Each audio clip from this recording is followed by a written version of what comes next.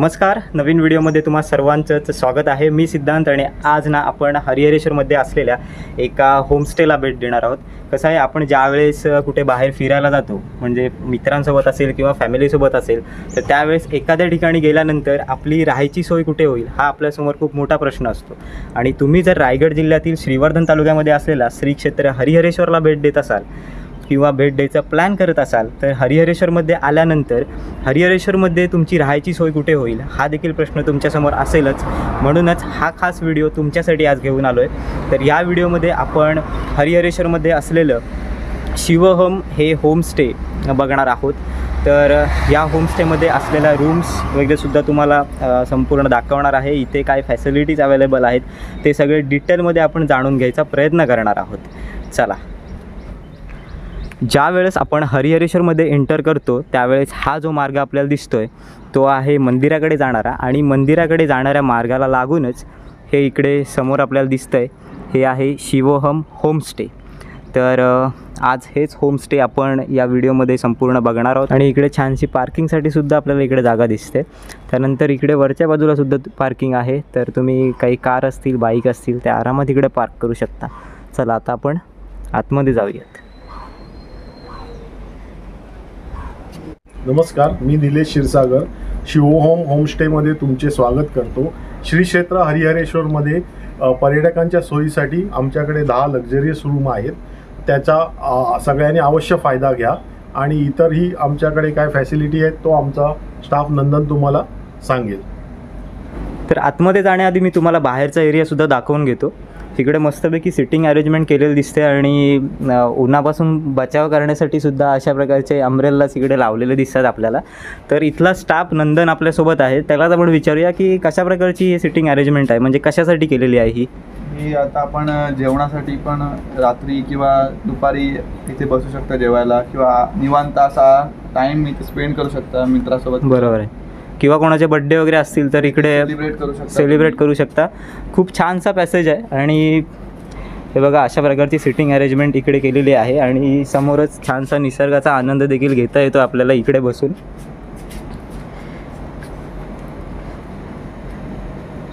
तर आता आपण आतमध्ये जाऊयात आणि संपूर्ण आतमधल्या गोष्टीसुद्धा तुम्हाला दाखवतो। रूम्स कशा प्रकारे आहेत, AC नॉन AC दोन्ही रूम आहेत तिकडे। दोन्ही रूम्स अवेलेबल आहेत आपल्याकडे। जाऊयात आतमध्ये।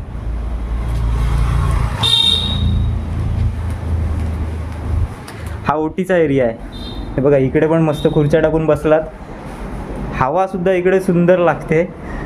त्यामुळे इथे ओटीवर बसूनसुद्धा तुम्ही मस्तपैकी टाईमपास म्हणा किंवा गप्पा गोष्टी करू शकतात। तर इकडे पर्यटकांसाठी सुद्धा काही सूचना दिलेल्या आहेत। तर आता आपण आतमध्ये जाऊयात आणि आतला एरियासुद्धा बघून घेऊयात। हे आपलं रिसेप्शन आहे, इथे बुकिंग किंवा इन्क्वायरीज असतील ते हँडल होतात, आणि बाहेरून आलेल्या पर्यटकांसाठी इथे सिटिंगसाठी अरेंजमेंटसुद्धा केली आहे। आता आपण रूम्स पाहूयात। तर आता आपण वरच्या फ्लोअरला जातो आहे आणि नंदन आपल्याला तिकडच्या ज्या रूम्स आहेत त्या दाखवणार।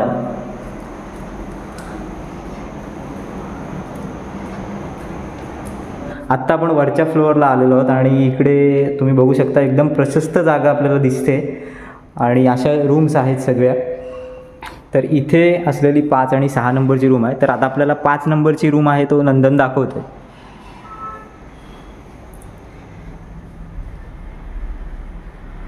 खूप छान अशी रूम आहे, म्हणजे मला तरी आवडलीच।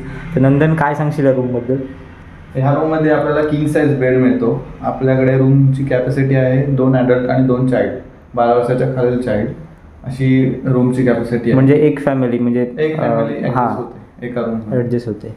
आणि आपल्याकडे इथे टेबल्स आहेत आणि चेअर्स आहेत। आपण इथे जेवण लंच किंवा डिनर करू शकता। ओके, म्हणजे लंच आणि डिनर तुम्ही रूममध्येच सर्व करता। आणि आपल्याकडे तुमचं पर्यटकांचं सामान ठेवण्यासाठी कपाट आहे। ओके, इकडे कपाट पण आहे। कपाट आहे, तिथे तुम्ही तुमचं सामान ठेवू शकता। आणि ही रूम जरा ओपन करून दाखवा। ओके, बघा अशा प्रकारचं कपाट पण आहे, म्हणजे आपल्या ज्या काही वस्तू असतील, कपडे म्हणा काय, ते आपण इकडे ठेवू शकतोय। आणि रूमला आपल्या ह्या रूमला तुम्हाला AC मिळते। आणि मला काय म्हणायचं, ज्यांना AC नको हवे असेल, ज्यांना फक्त नॉन AC रूम हवा आहे, हो. मग ते कसं काय तुम्ही हे करता? आम्ही एसी बंद करून आम्ही नॉन एसी रूम त्यांना देतो. म्हणजे हाच रूम आहे तो नॉन एसी मिळणार आहे? हां, नॉन एसी मध्ये मिळणार. ओके. आपल्याकडे तिथे अटॅच वॉशरूम बाथरूम आहे, ओपन करून दाखवतो. हे अशा प्रकारे हे बघा, हे वॉशरूम आहे. वेस्टर्न कमोड आपल्याला एक दिसतो. इथे बेसिन आहे आणि आणखीन काय सुविधा आहे त्याच्यात वॉशरूममध्ये? इथे गरम पाण्याची पण सुविधा आहे, म्हणजे इथे आपल्याकडे गिझर सुद्धा आहे आणि शॉवरला थंड पाणी आणि गरम पाणी दोन्ही मिळून जातं. आता आपण आलोय 6 नंबर रूम ना? हो, रूम नंबर 6 मध्ये आत्ता आपण आलोय. आणि जशी आपण आधी रूम बघितली 5 नंबरची, त्याप्रमाणे देखील इथे रूम आहे. हे वॉशरूम आहे ना? हो, हे वॉशरूम. प्रत्येक रूममध्ये तुम्हाला अटॅच वॉशरूम, त्यानंतर ए सी, म्हणजे जर तुम्हाला ए सी रूम घ्यायचा असेल तर ए सी, नाहीतर मग ए सी बंद ठेवून तुम्हाला तोच रूम नॉन ए सीने दिला जातो ना? हो. त्यानंतर इकडे सुद्धा या रूममध्ये सेम आपण आधी बघितलं त्याप्रमाणेच इकडे कपाट आहे. त्यानंतर हे नॅपकिन्स वगैरे, आणि तुम्हाला जर लंच डिनर करायचं असेल तर तीसुद्धा सुविधा इकडे दिलेली आहे. आणि आणखीन एक गोष्ट सांगायची राहिली ती म्हणजे सी व्ह्यू, की प्रत्येक रूममधून इथून तुम्हाला छानसा सी व्ह्यू मिळतो. हे बघा, तर इथूनच तुम्हाला छानसा सी व्ह्यूसुद्धा मिळतो, कारण हरिहरेश्वरचा आपला समुद्रकिनारा जो आहे तो अगदी इकडे रूमच्या इथे समोरच आहे, काही 2-3 मिनटाच्या अंतरावर. आणि आणखीन फॅसिलिटी कसली बोलत तुम्ही? वायफायची ना? Free wifi. फ्री वायफाय इकडे देण्यात येतो, ही एक चांगली गोष्ट आहे. तर आत्ता आपण 5 नंबर आणि 6 नंबर या 2 रूम्स बघितल्या. त्यानंतर तशाच प्रकारच्या संपूर्ण रूम्स या बाजूला सुद्धा आपल्याला इकडे बघायला मिळतात.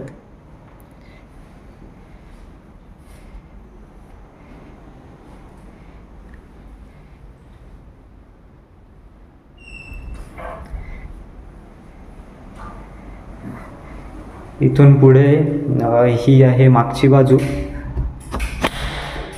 मागच्या बाजूला सुद्धा मस्तपैकी तुम्हाला इकडे निसर्गाचा आनंदसुद्धा घेता येईल.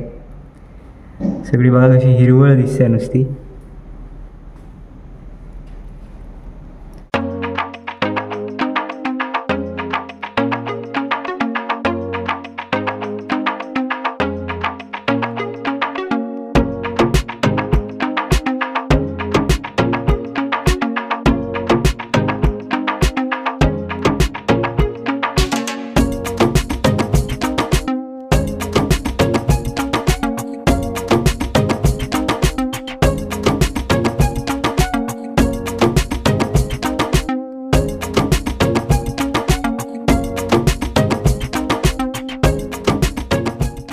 आता मी तुम्हाला इथल्या 2 रूम्स आतमधून पूर्णपणे दाखवलेल्या आहेत की कशा प्रकारच्या रूम्स इकडे अवेलेबल आहेत.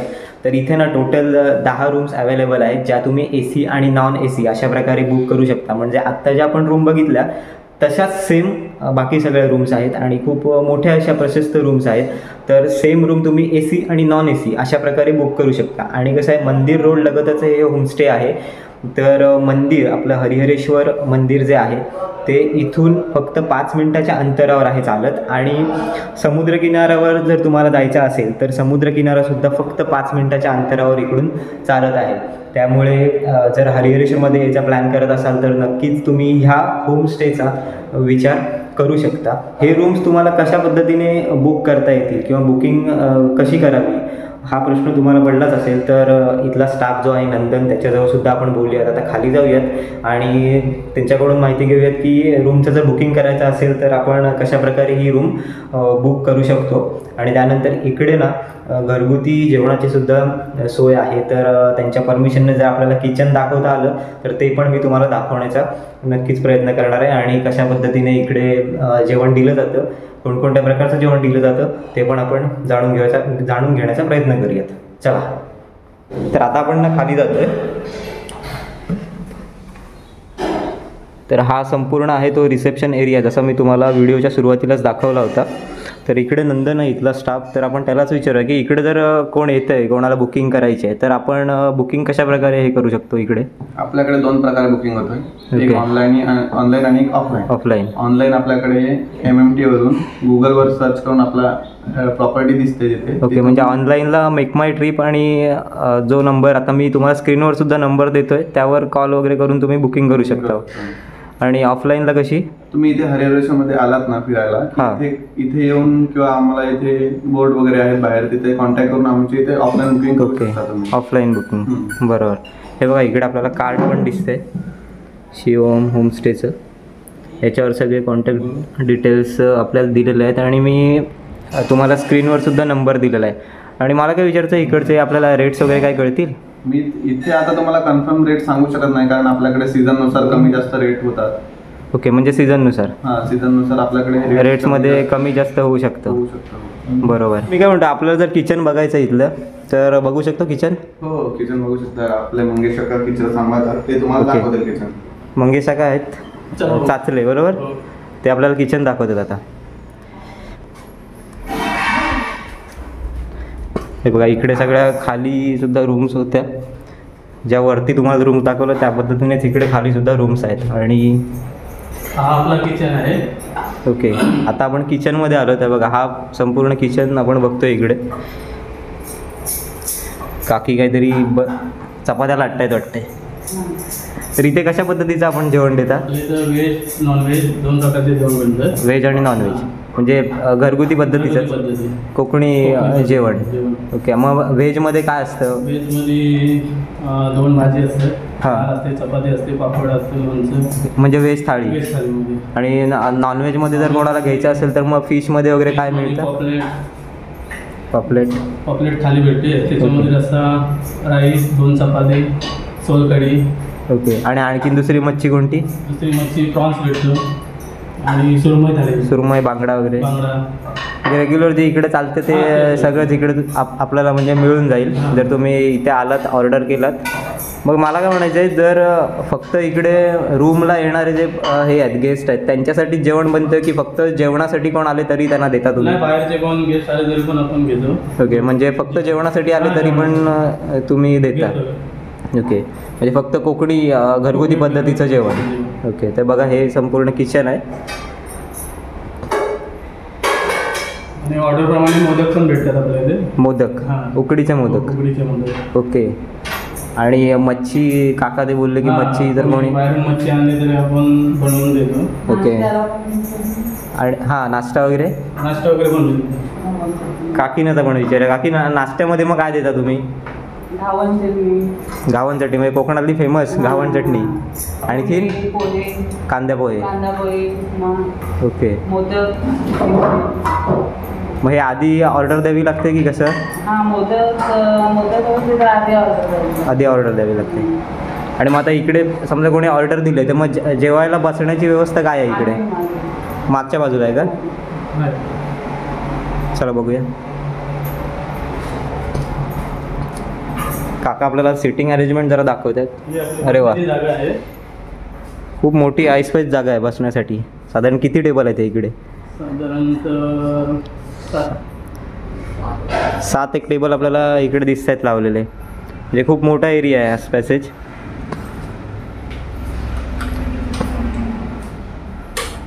ओके, म्हणजे इथे अगदी मोठा ग्रुप जरी असेल हो.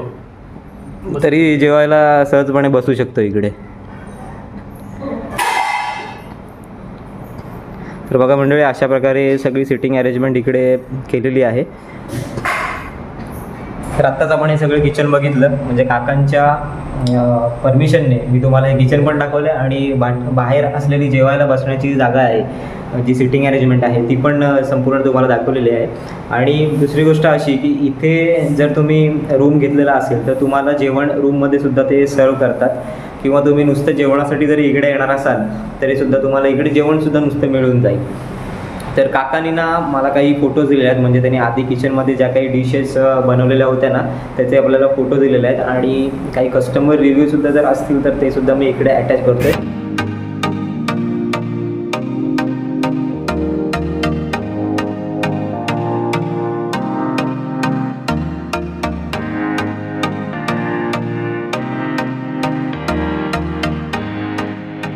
तर हे होतं श्री क्षेत्र हरिहरेश्वरमधील शिवोहम होमस्टे.